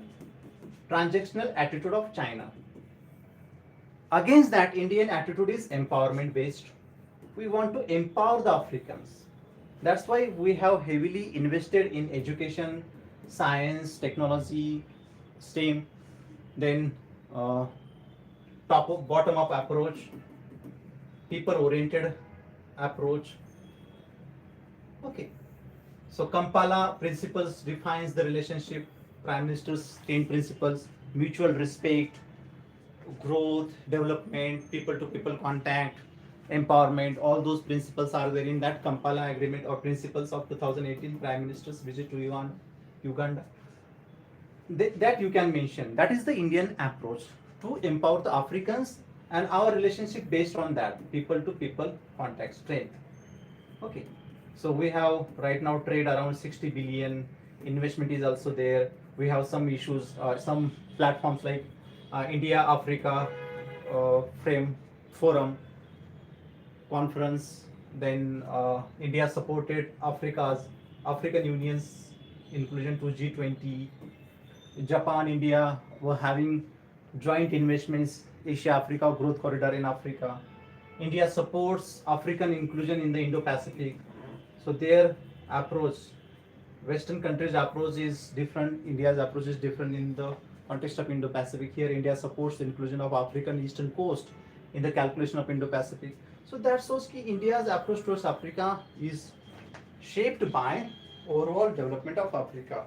India's approach towards Africa has been guided by deep-rooted commitment to build mutually beneficial relationship. Okay, you can quote scholars like Mahesh Sachdeva, Ambassador Mahesh Sachdeva. Okay, he is having some critical issues, critical comments on relationship. He is saying that Mahesh Sachdev, Ambassador, he is saying that there should be some reciprocity from African countries also. India is very good towards Africa. India's approach towards Africa always driven by the African people, but African people or African leaders should also show some sensitivity towards India when it comes to China and all that. Okay, so that point you can mention, but otherwise, very factual question. Right? Okay. The next, India's latest diplomatic outreach to Afghanistan's Taliban government signals a marked shift in how it sees the geopolitical reality in the region. This is again very probable question. In 2023, I think there was one question. Post 2022 takeover of Kabul, August by the Taliban. In that year, I think there was one question. So right now there has been high level engagement with Afghanistan, Taliban and India. foreign secretary visited or were having meeting with Taliban leader. Then we were having direct phone contacts with Taliban. In that context, question is asking India's latest diplomatic outreach to Afghanistan's Taliban government signals a marked shift in how it sees the geopolitical reality in the region. So here are 2 points. India's latest diplomatic outreach. What is that outreach? We started engaging with Taliban, though at diplomatic level, engaging Taliban, though at not high level, that is presidential or summit level or prime minister level, but at least officers level, foreign secretary, or even we can say higher functionaries in the administration, they are having some conversations with Talibanis. Even Talibanis were allowed to have uh, embassies, they're functioning, they're working from Delhi and etc. That is engagement or outreach, and that has been our stance also. I mean, there has been in the Indian circulation in the establishment, there was some people from the day one they were saying that India should at least engage with Taliban, though not recognize it. Engage करने में क्या जाता है, recognize मत करो. And that was the stance of Ambassador Kajju. Okay, Ajay Bisaria, Ambassador Mukhopadhyay. All those people were saying that India at least should engage with Taliban. At least engage with Taliban. We are not asking you to recognize Taliban. So in that context, we have started engagement with Taliban government, as I said, from last year. Why this change happened? Earlier, our stance was, even M.S. Jaishankar in 2003, December 2003, Parliament officially said that India's stance towards Afghanistan continues to be shaped by humanitarian concerns and relevant United Nations resolutions. That was our stance. That means even 2023, MEA was saying that we still believe Afghan-led, Afghan-oriented solutions to Afghanistan. But in the changed circumstances, in geopolitical reality, in the recent past, we have shifted our attention towards Afghanistan and we started engaging Afghanistan. Why? Because of changed reality, geopolitical reality in the region. And what was that? And that context should be in your answer. Gaza attack on Israel and continued war, that is first. And Israel's attack on Iran and Iran-Israel conflict, that is first. That means region, Middle East is in the turmoil, it is in the crisis. So that reality no one can escape. One must focus that. And we don't know in how many, in what context this might unfold. So that is first. Second, increase engagement of China in Afghanistan and Pakistan also. And as I said, this axis is evolving. China, Afghanistan and Pakistan, CAP. So in that context, India also started engaging with Taliban. So India realized that now Taliban is going to remain here. So rather than Chinese or Pakistanis, they are having say in Kabul, we should engage with Taliban. There is no harm in that. And that is also welcome state. Welcome state. Okay, Taliban is reality. One cannot neglect that. Okay. And we have very less cards to play in Afghanistan post withdrawal of US forces. At that time also India was arguing, or India was trying to convince Trump not to withdraw early. But that was Trump, and Trump withdrew, and in that context there was vacuum. For brief period we continued with that policy. As I said, Jaishankar's stance in the parliament, humanitarian ground, relevant UN resolutions, Afghan centric, etc., etc. But still we believe that Afghan led or humanitarian aspect and etc. But we started engaging with Taliban. That is reality, and that has been supported by many scholars. As I said, Ambassador Vivek Kajju, Ambassador Ajay Bijaria, Ambassador Mukhopadhyay. Okay, Gautam Mukhopadhyay. You can add. That is fine, and that is welcome also. So comment. That is true. Understood this? Yes.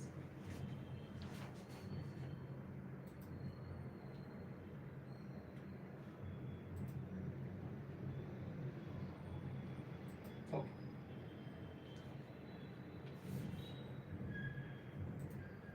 Next question.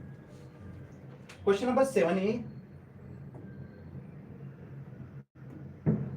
समझते हैं विशाल? Was 7A. This year, India and China mark the 75th anniversary of their diplomatic relationship. In this context, discuss the evolution of India-China relations over the past 7 decades. On 1st of April, we celebrated our 75th anniversary, okay, of relationship. And question is asking that, in this context, discuss the evolution of India-China relations over the past 7 decades. Very factual question or historical background question.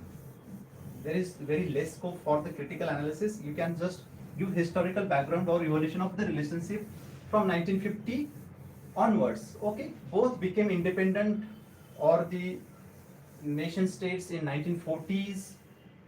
Communist revolution and Indian, we can say, independence 1940s. From that, we started our journey, India and China, communist China and socialist India, we can say. So there was hope because both countries were very poor and ideology is also same. I mean, though China was communist and India democratic, but leadership were having some positive inclination towards each other, especially Nehru and Enloy, Prime Minister, Premier of China, and even Mao. So in that context, we were having Panchashila Agreement, 1954, mutual respect, not to intervene in each other's domestic affairs, regional peaceful coexistence, and etc. That was first step. We can say first stage of relationship. 1954 Panchashila Agreement, win-win situation for all. But against in the context of Tibet issue, relationship started on different notes. Dalai Lama came to India. India gave asylum to Dalai Lama. Mao, his ego hurted. Then took 1962. India got defeated. And because of that, for many years, till 1978, there was no official connections. I mean, higher level relations with China. Vajpayee visited China as a foreign minister and some normalcy established. But true breakthrough came in 1988 when Rajiv Gandhi visited China. Then we were having in 1992 some agreements, border cooperation agreement, where we accepted there will be tranquility at border, there will not be any clashes. If clashes happen, we will be having engagement, defense level engagement, and will resolve issues peacefully. That was our understanding. 1992 border cooperation agreement and etc. Post liberalization, Indian economy engaged and China became largest trade partner of India. So we witnessed interdependence of China and India post 1991. That is one kind of next stage of relationship. Okay, so Prime Minister Modi and Xi Jinping both were having good relationship or good understanding in the first term. During the first term of Prime Minister Modi, we were having Wuhan spirit, we were having some Ahmedabad meet and etc. But issues turned down once again in the context of 2017 Doklam clashes, 72 days clashes. So there were high tensions in the relationship, and after that Galwan 2020. Okay, so I am giving you historical background in the relationship. So this happened at bilateral level, but if you see the trajectory bilaterally, of course they were having some ups and downs, but at multilateral level also we were having some concrete engagement and in that way relationships strengthen. If you see BRICS, we are having engagement, SCO, then AIIB, then even at climate level, basic, UNFCCC level, and even at WTO also. During first decade of the 21st century, we are having same agreements. So same bilateral level, we were having some issues, ups and downs, that is evolution. But at the same time, at multilateral levels or global levels, India and China were having engagement. So this evolution you have to write in the answer. Okay, you can add scholars, leaders technically, Nehru, as I said, Hindi Chini Bhai Bhai, Chow En Lai, then Prime Minister Modi, etc., etc. You can mention that. Okay, there was one article written by Chinese ambassador. I have shared on the group. Please refer that. He has written that article on 1st of April, I think, in the Hindu, and I have shared that. You can get ample data from that article. Just refer that. We will address this particular question. Fine? Yes. Okay. Next question. While China remains an influential factor in India-US relationship, it does not define them. It is again same question like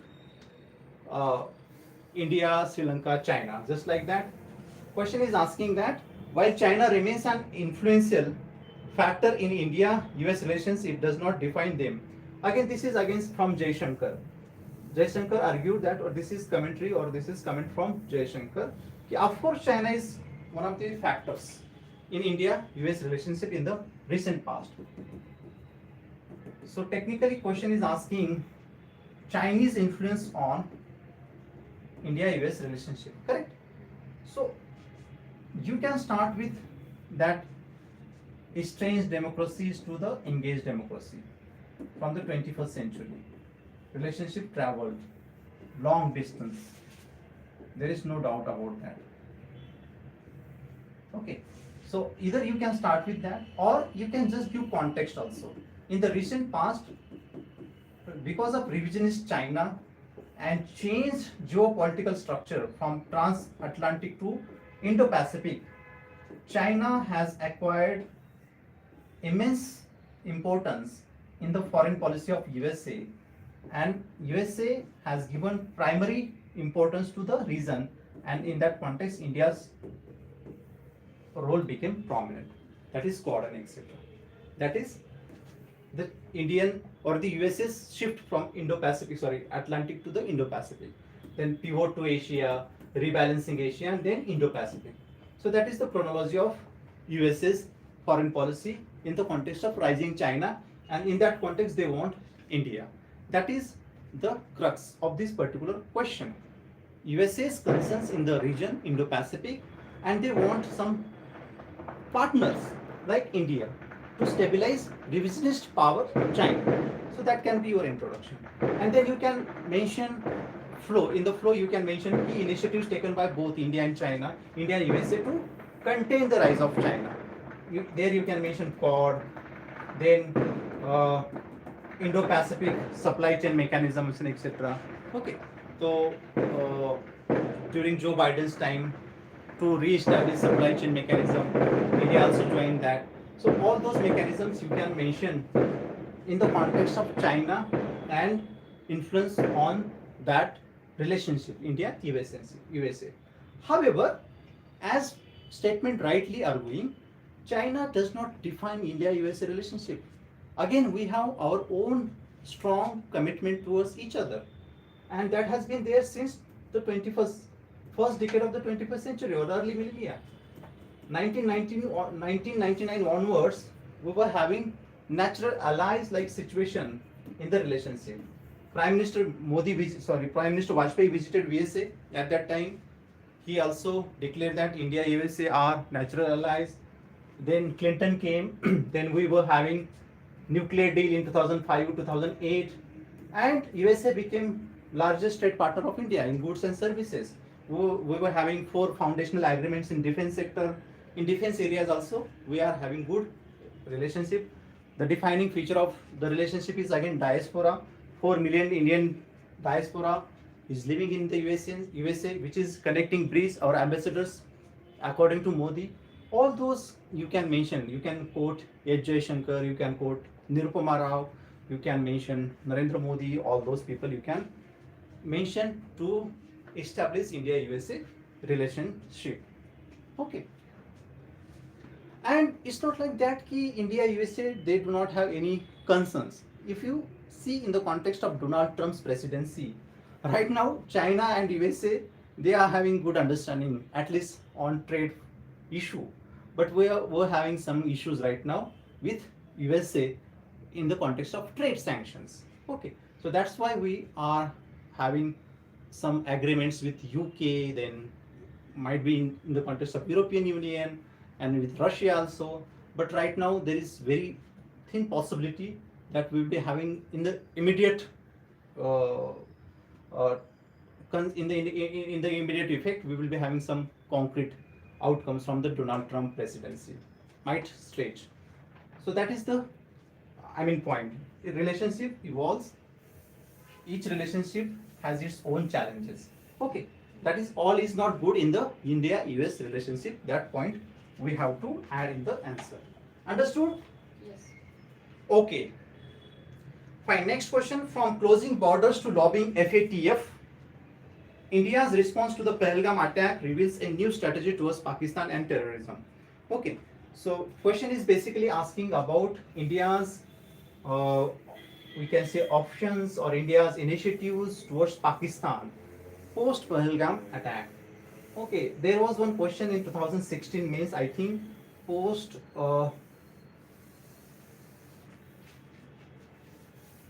2016 terrorist attack on India, Pathankot attack. Just like that, there is also possibility that this year might UPSC ask post Pahalgam initiatives taken or approach of India towards Pakistan. So we all know that Pahalgam happened on, we can say, in April 2025 or in May 2025 we launched that Operation Sindoor, and in that context India took initiatives, various decisions to counter Pakistan and terrorism. What was that? Of course, first was immediate was abeyance Indus Water Treaty, Indus Water Treaty put on hold. Correct? That was first step. Then all the people to people contacts was restricted. That was second. Pakistan was, India tried to isolate Pakistan at global level through communications and etc. Some media and all that. And then came Operation Sindoor. And that was strike from India on terrorist camps in POK as well as Pakistan. So that is decisive shift from India's side as far as Pakistan or terrorism is concerned. Earlier also we were having Mumbai attack 2026-11, but our response was diplomatic, passive. But there is certain amount of concrete shift in this particular tenure of the current regime. Balakot, Uri, or even this Pahalgam show that there is zero tolerance towards terrorism, and terror and talk cannot walk together, according to Prime Minister or H. Shankar. Certainly, there is shift in the foreign policy of the country, and Prime Minister, in strong words, conveyed his message to the terrorists. In the conclusion, you can mention Sham Saran, very important, and Nirupama Rao, Ambassador Nirupama Rao. If you read articles, please go through that articles, very important. According to these two scholars, India should maintain strategic ambiguity towards Pakistan. Correct? We should not get trapped into the Pakistan calculation. We should maintain strategic ambiguity that will serve the purpose of India. The card should be in our hand. We should not give chance to terrorists to provoke our actions. We should decide our actions: what, when, how, where. That is strategic ambiguity. Okay, according to Nirupama Rao, ambassador, and Ambassador Shyam Saran. Fine. Okay. Next question. The Indo-Pacific is the central geopolitical theater of the Asian century. Theater of theater of the Asian century. This is again from Ambassador Nirupama Rao. This statement I have taken from Ambassador Nirupama Rao's article. In this context, discuss India's Act East policy and its Indo-Pacific vision. Okay. Again, establish imports of Indo-Pacific. Same. Change circumstances, change geopolitics from transatlantic to the Indo-Pacific, and launching of Quad. That is, Asia or the Indo-Pacific has become the center stage of geopolitics right now. That is open secret, no doubt about that. What is the context? Rise of China. Might not be peaceful rise of China. That's why we have all these initiatives. In that context, India has also changed its policies from Look East policy to Act East policy in 2014, and India has also released Indo-Pacific Vision doctrine. So what is that? India believes that very important keywords: open, free, inclusive, rule-based order in the Indo-Pacific. Inclusive, free, open, and rule-based order in the Indo-Pacific. That is India's policy doctrine towards Indo-Pacific. Right? These keywords should be there. Second, ASEAN centrality. India believes in the ASEAN centrality in the region. ASEAN should be considered as center of the region, Indo-Pacific. Third, we are now in a mood of Cold War mindset. For Cold War mindset, Cold War like alliances is not the mindset of India, according to A.J. Shankar. A.J. Shankar famously said that we are not in the Cold War era, and Cold War era mindset should not define our understanding of the region. So India says no to the alliances, security alliances in the region. So that's why our approach is inclusive in nature. So this is our foreign or the doctrine towards the Indo-Pacific.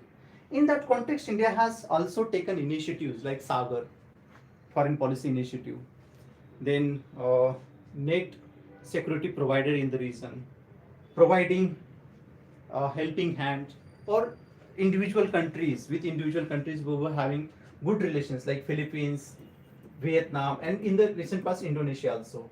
Strategic as well as trade related engagement with these Southeast Asian countries in the context of Act East policy. So our stance is to include all these regional powers in the calculations. Okay.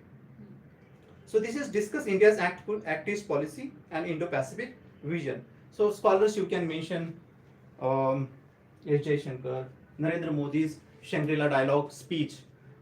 At Shangri-La Dialogue speech, I think in 2017-18 precisely, I think, where he explicitly mentioned about Indo-Pacific and all that, open, inclusion, all that. From that onwards, we also accepted this doctrine or this terminology of USA, Indo-Pacific. Even UPSC has also asked this question, what change or what will be the likely impact of changing terminology from Asia-Pacific to Indo-Pacific.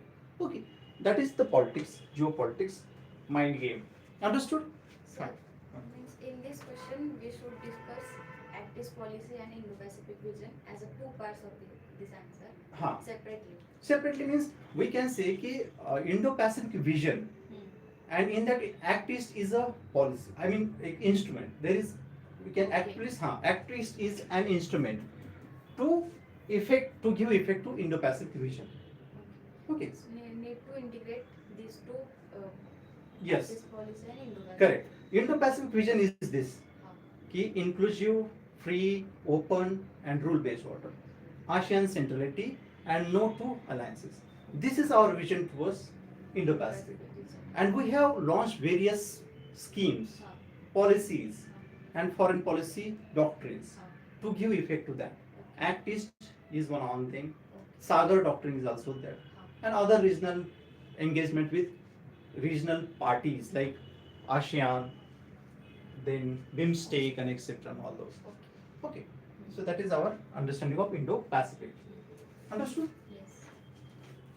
The next question: although some of India's strategic interests converge with those of the EU, in the previous question, Indo-Pacific, you can have scholars like, as I said, Raju Bhatia. The same Raju Bhatia you can add for the Indo-Pacific. Yes, Jaishankar, Prime Minister Modi's Shangri-La speech. All those people you can write in the Indo-Pacific, or as I said, Ambassador Nirupama Rao. Okay. So all these commentaries you can add. Next question: although some of India's strategic interests converge with those of European Union, both have varied global aspirations. Okay.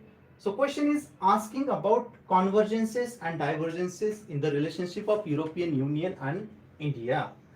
Although some of India's strategic interests converge with those of European Union, both have varied global aspirations. Comment. Okay. So you can start with S. Jaishankar. Last year, S. Jaishankar said that ki India-European Union relation, European EU relations are not only transformative for the relationship, but for the globe. Okay.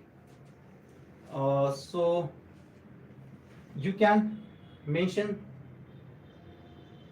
the exact wording were, according to A. Jaishankar, the India-EU relationship is not only consequential for the bilateral relations, but for the whole globe. Okay, so you can start with A. Jaishankar. That shows the significance of India-EU relationship. So convergences are there, of course, both are democracies, largest and second largest, we can say. Economies also, largest, second largest economy, and we can say right now fourth or fifth largest economies. There is scope for the trade, and already we have around 200 billion trade with each other. Then people to people contact, which is very significant. Then investment, Indian investment is very in European Union, and European Union also interested in India. So these are the convergences as far as India EU are concerned. But there are some issues in the relationship. You can add Samir Saran. According to Samir Saran, EU still believes in China. China is the best bet for EU still. Europeans are not, we can say, optimistic about India, according to Samir Saran. That is fine. I mean, they see potential in China, but not in India. That's why they are having strong economic relations with China, according to Samir Saran. As far as varied global aspirations means, India stands for, we can say, climate justice, WTO, at WTO, food security, and etc.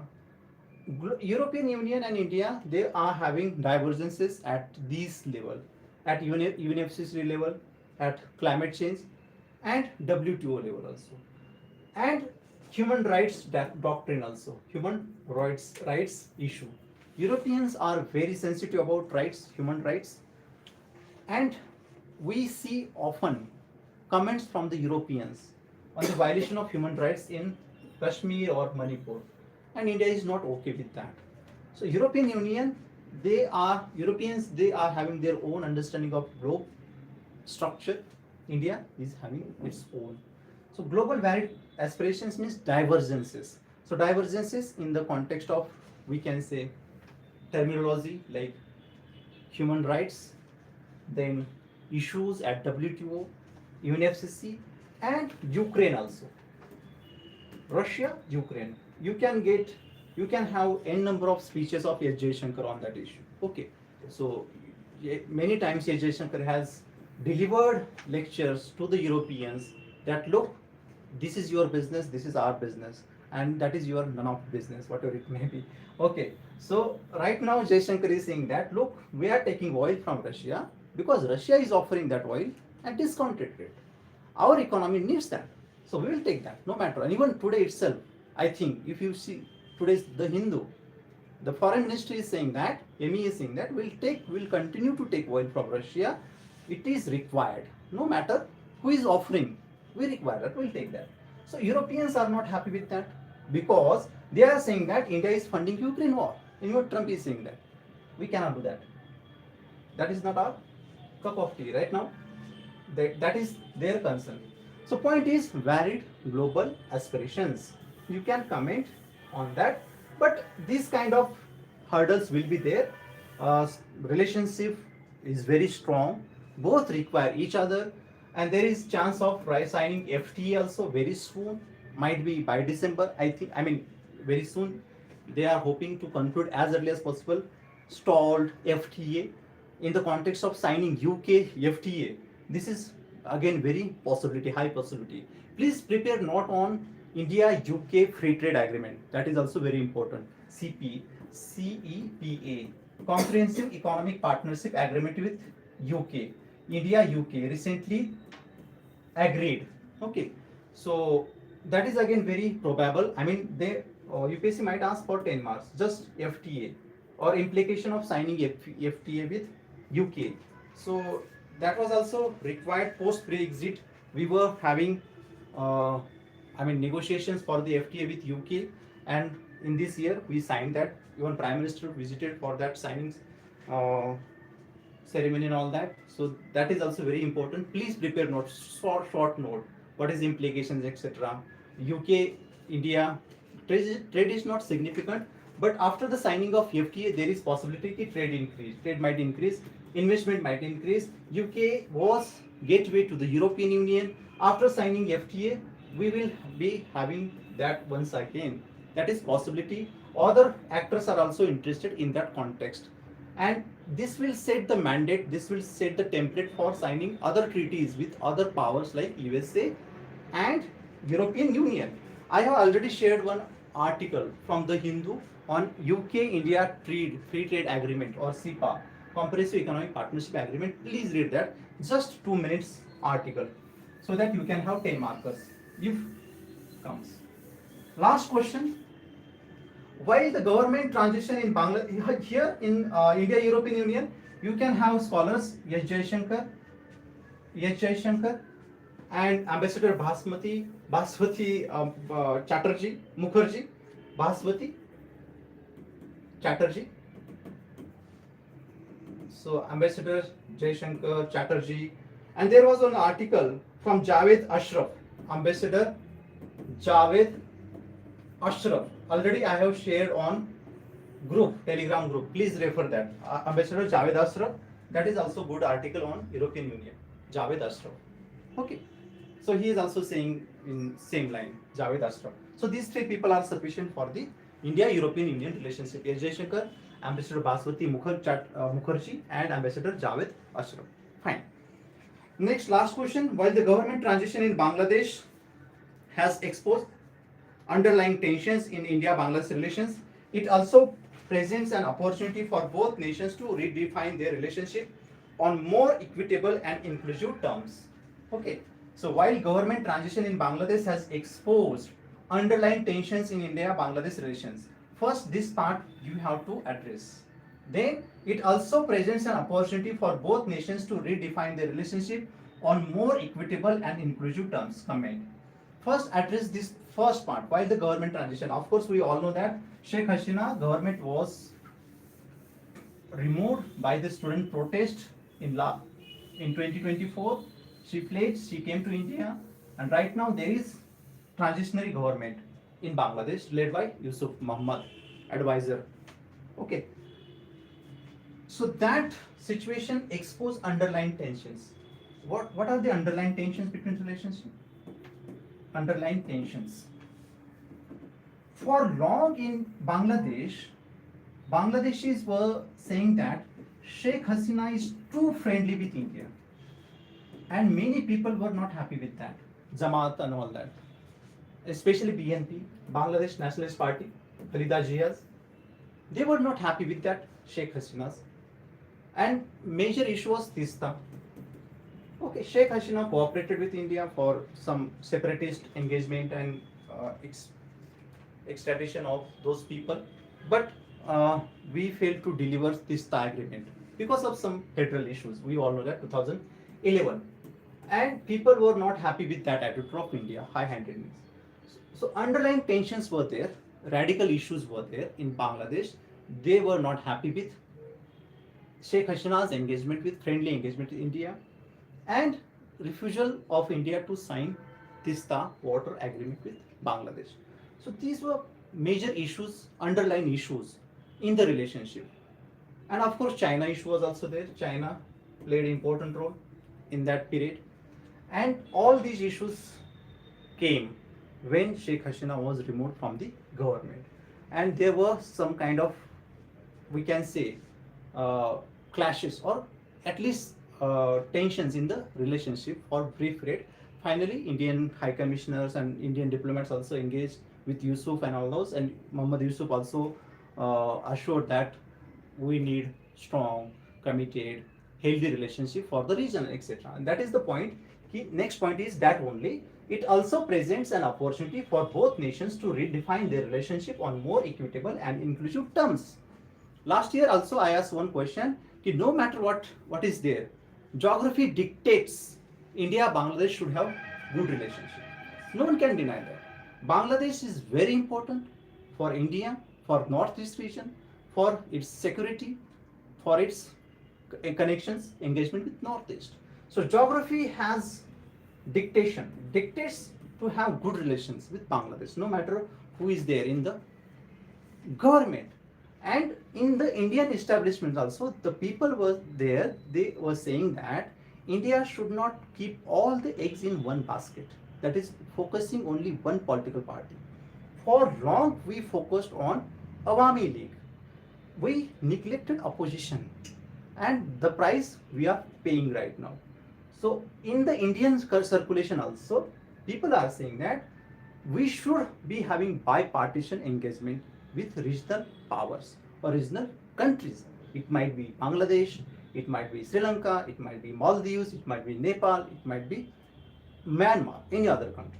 So that is second chance कि we should redefine our engagement with our neighbors, first and second.